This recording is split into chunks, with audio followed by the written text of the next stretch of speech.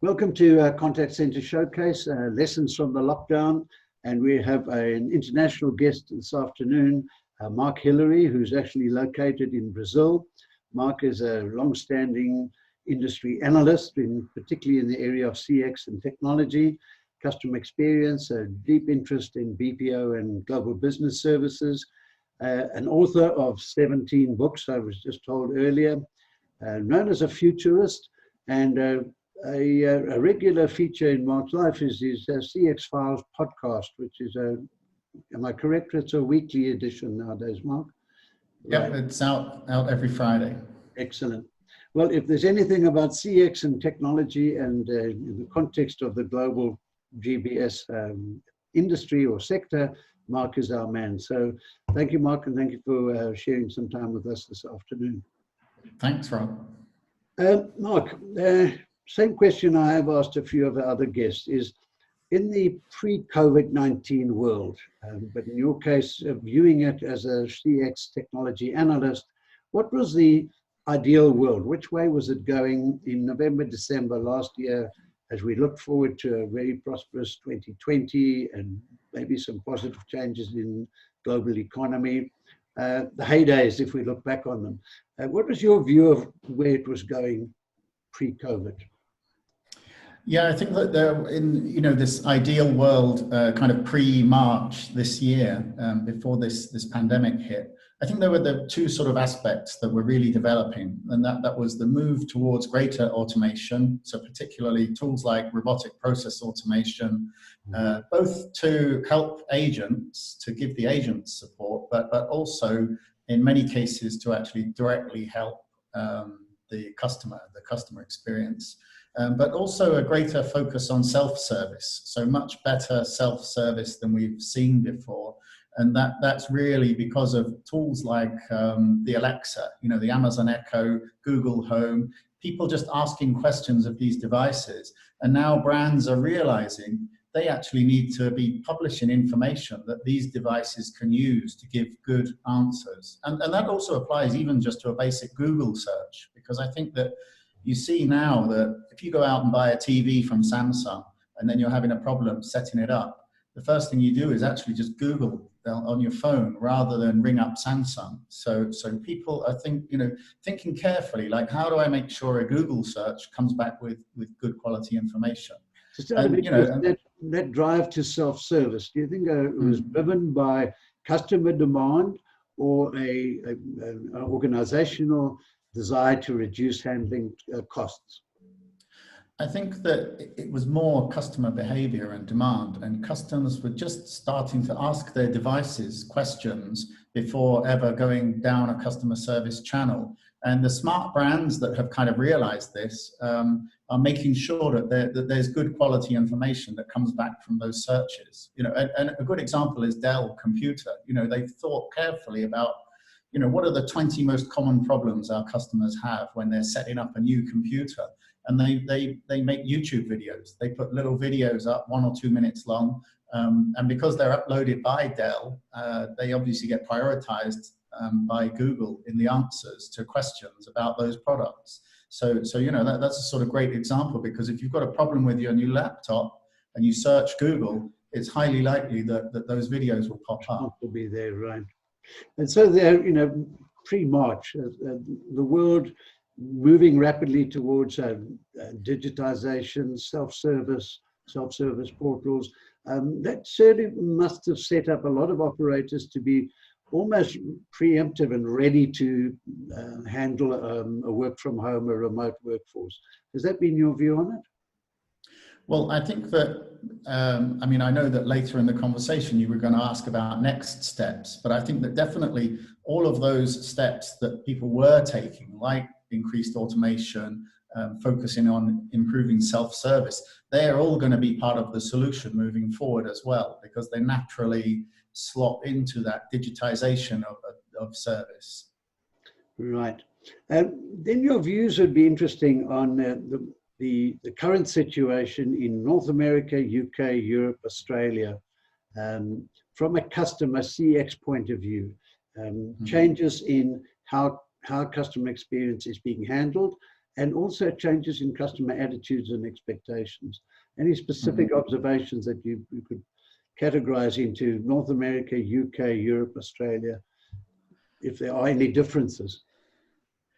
I'm not sure if there's that many geographic distances. I would guess that maybe the difference is more to do with the verticals or the industries. So, you know, for example, you've seen such disruption in the airline and travel industries, and there's been all kinds of horror stories on the media about hours and hours to reach specific airlines.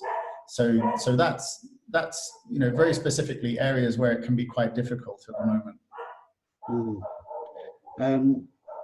Customer behavior changes, anything specific coming through? The typical customer in a lockdown situation, in a self-isolation situation, how does that change their expectations of their providers? Is there a leniency, understanding that there are realities of service delivery, or is there greater demand? Certainly greater demand, but I think that there is a sort of expectation that companies may be struggling at the moment. So customers are accepting that there's a problem there, but clearly there's a smart way to deal with that, and you know, and not so smart. I mean, clearly, if your contact center can't handle the volume at a specific moment, you need to be implementing smart IVRs and callbacks and stuff like that to actually just help the customer. You don't literally want to leave them hanging on the phone for 4 hours before they reach an agent. Right. And the CX world, the customer experience world, a lot of which in the last decade or so has been outsourced to BPO operators in some of the key areas, Philippines, India, here in South Africa as well, Central South America. The impact on those BPO operators in some of those territories where there's been very short notice to total shutdowns. What are those how are those operators actually managing under these circumstances? Well, I mean, it's been clearly very dramatic for all of these organizations. And what I think is really interesting is if you look at across the main operators, and the biggest of them all is Teleperformance, but even they only had about 10,000 people working from home before this crisis. And you're talking about a company with over 300,000 people. So, you know, and they're now at about 155, 160,000 people working from home. So they've kind of ramped up massively and reacted to this by making sure all the agents are working at home. And I think that, you know, there's obviously some problems there. I mean, all of the main operators have given assurances that they've got security in place. You know, they understand how to build remote networks and make sure there's encryption there, and you know, the agents are safely handling customer data from the home environment. But I think that where the problem might lie is just moving a few months down the track, where you've got thousands of people who are used to working in a contact center, you know, with a team around them, with their manager at the end of the desk, just still trying to get used to this idea of being isolated at home. You know, it's a very different working environment, and you can make it work. I mean, there are BPOs out there like 5CA that they've only ever done really work from home, and so they have a kind of different attitude. You know, for them, the sort of Friday happy hour using Zoom has pretty much always been normal. So some of the practices we're seeing now from companies with experience of working from home are really having to be introduced very quickly. So there's actually a cultural change. It's not just a technological problem. And your area of expertise or speciality in technology, I'd be interested in your response here, that for the last 5, 6, 10 years, I suppose, there's been a huge theoretical pressure on operators, and particularly company-owned contact centers, to digitize, to put in place the automated chatbots, etc. And of course, the prejudice against the cloud. And yet I'm starting to see that all of that's disappeared in a heartbeat, in a matter of months. That's in our territory. Now, is that pretty much a global phenomena that's taking place? I think that, yeah, I mean, moving forward, you will probably start seeing more and more companies that don't even have a physical headquarters. You know, this idea of the kind of virtual company where everybody is distributed around the world, and you don't even have that kind of red brick HQ, that it will become normalized. Well, I think that's, you know, as we head to wrap up here, it's really the crystal ball, the future, the post-COVID pandemic, whenever that might be, whether it is late this year or early into 2021. How do you see that world evolving? Particularly, I'm going to ask with an emphasis on the BPO, GPS fraternity or sector. Well, clearly right now, everybody is just in survival mode, you know, so that's why everybody has been shifted to home. But I think that we can't make this assumption that we're just going to instantly return to normal. There's no vaccine for this virus to date. So, and the only way that you could return to some semblance of normality would be a vaccine or a testing program. So testing becomes commonplace and everybody's getting tested a couple of times a week to prove that you've got negative status. So I think we have to make the assumption that the next couple of years will be a period where we need to continue social distancing. And for the contact centers, that means they're going to have to take measures like much more space per person, changing office designs, putting things like proximity sensors in the bathrooms, and sealing off different teams, you know, perhaps changing the flow of people moving around the office.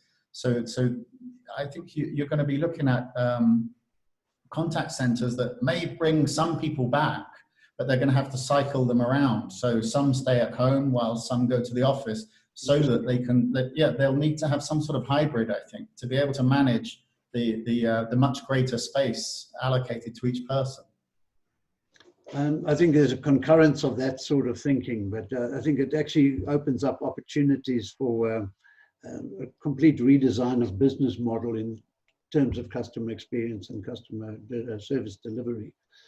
Yeah, and you may see more clients demanding 100% work from home. I think at the very least, what you will see is clients demand that their BPO can overnight switch everybody out to home if needed. So if anything ever happens like this again, so you'll need to have resilience built into your business model. So effectively, every agent will need to have the ability to pick up their laptop and work tomorrow from home.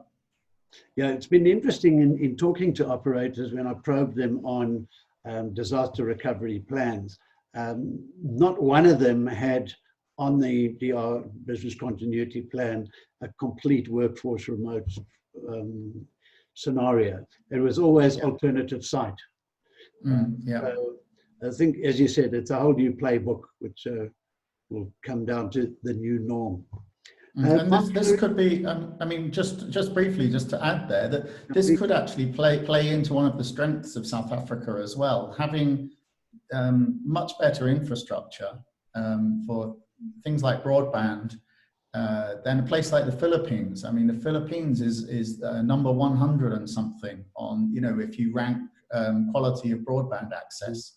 So even though the centers in the Philippines have all got great broadband, you're not necessarily looking at everybody at home having it. So definitely this is one area where, you know, BPS and organizations in South Africa may want to look in future. Interesting observation, and I think certainly worth following through on. Excellent. Mark Hillary, thank you very much for joining us on this particular session. Great insights. And I'm sure in a few months we can revisit these topics with some greater experience and practical examples of what happened during the lockdown. So, Mark, thank you very much for your time, and look forward to chatting again very soon. Thanks, Rod.